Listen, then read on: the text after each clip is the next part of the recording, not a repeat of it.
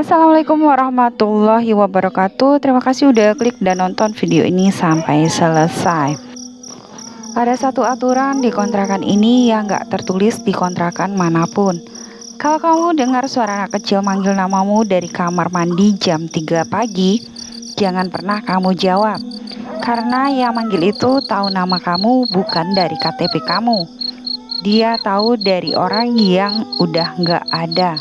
Ini kisah yang langsung dialami oleh seorang yang bernama Rani yang tinggal di sebuah kontrakan nomor 9.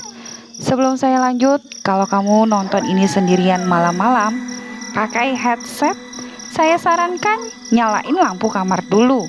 Subscribe channel ini karena apa yang kamu dengar setelah ini mungkin bakal kebawa mimpi. Kita mulai ceritanya.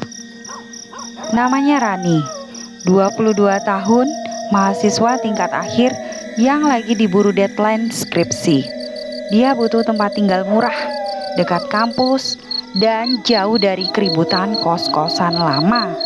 Kontrakan nomor 9 itu cuma 600.000 sebulan. Jauh di bawah harga pasaran daerah situ. Ibu kos, seorang wanita tua bernama Bulis, sempat menatap Rani lama sebelum menyerahkan kunci. "Neng, yakin mau di sini? Kamar itu sudah lama kosong." "Yakin, Bu, yang penting murah dan dekat kampus." Rani nggak nanya lebih jauh. Dia mikir mungkin rumah itu kosong lama karena sepi peminat aja. Padahal kalau dia tanya satu pertanyaan lagi malam itu, mungkin ceritanya nggak akan seperti ini. Malam pertama berjalan normal. Rani beres-beres, pasang spray, susun buku-buku skripsi di meja kecil dekat jendela. Tapi ada satu hal yang dia sadari terlambat. Kamar itu nggak punya cermin. Padahal biasanya kontrakan murah lalu kasih cermin gantung di balik pintu. Hari kedua jam 3 pagi, Rani kebangun karena dingin yang aneh. Padahal AC-nya mati sendiri. Dia dengar suara langkah kaki kecil di atas lantai. Masalahnya, kontrakan itu cuma satu lantai. Rani coba menenangkan diri. Mungkin dari kontrakan sebelah, pikirnya. Tapi suara itu makin jelas. Langkah kaki kecil seperti anak umur 5 tahun atau 6 tahun. Berjalan bolak-balik di atas plafon. Besok paginya Rani nemuin sesuatu di dinding kamar mandi. Tulisan tangan kecil seperti tulisan anak-anak dengan huruf spidol yang udah luntur. "Jangan matikan lampu." Dia foto tulisan ini, kirim ke temannya Devi lewat WhatsApp. Devi cuman balas, "Itu mungkin bekas penghuni lama, jangan parno." Tapi malam itu juga pas Rani mau tidur dan matiin lampu, kamar seperti biasa. Dia dengar tawa anak kecil pelan dari dalam lemari baju.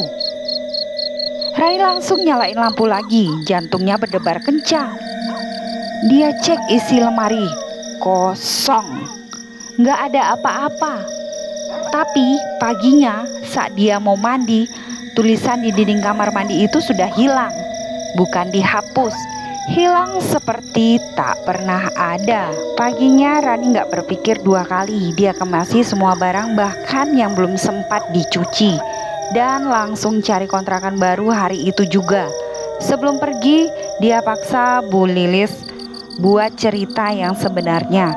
Dan akhirnya Bu Lilis pun bicara dengan suara bergetar.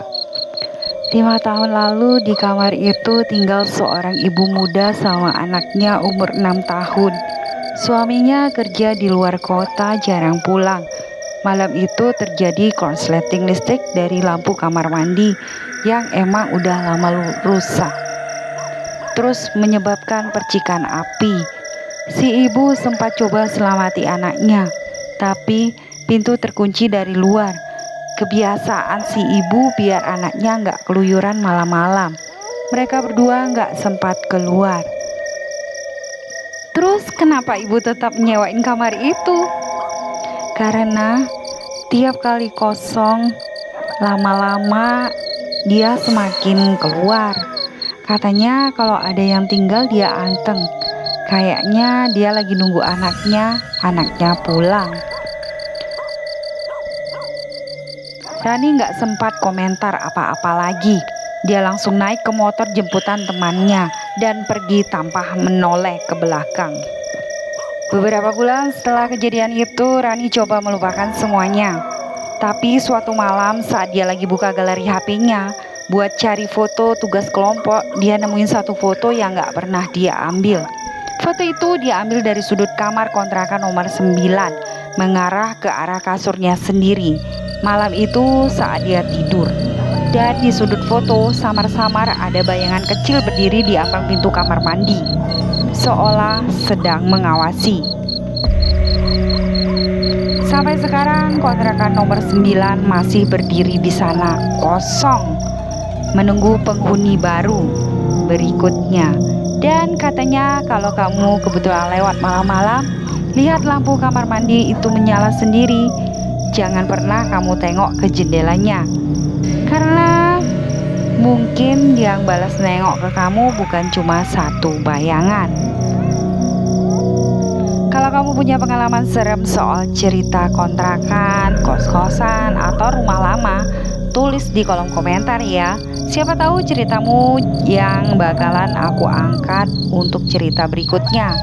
Like video ini kalau kamu berhasil nonton sampai akhir tanpa merinding. Subscribe biar gak ketinggalan channel bahas horor selanjutnya. Dan nyalain lonceng notifikasinya. Sampai jumpa di video berikutnya kalau kamu berani.